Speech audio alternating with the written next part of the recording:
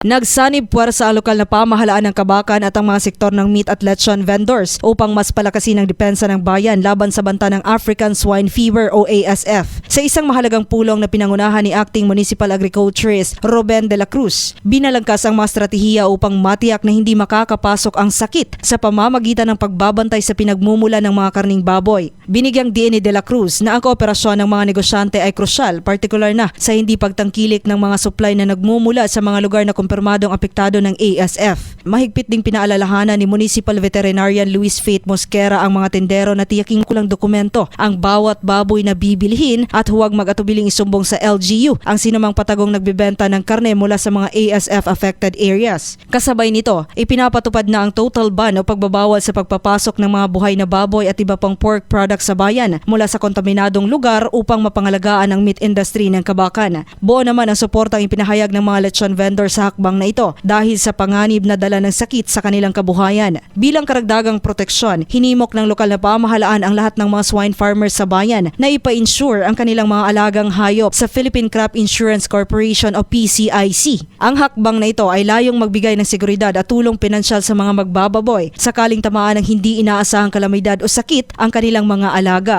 Naniniwala ang pamunuan ng bayan na ang pagiging laging handa at mapagmatyag ang tanging paraan upang manatiling ASF-free ang buong Kabakan. Nabatid na nakapagtala ng kaso ng ASF sa bayan ng Mlang na dati na ring tinamaan ng sakit. Joan Oranio, NDBC Bida Balita.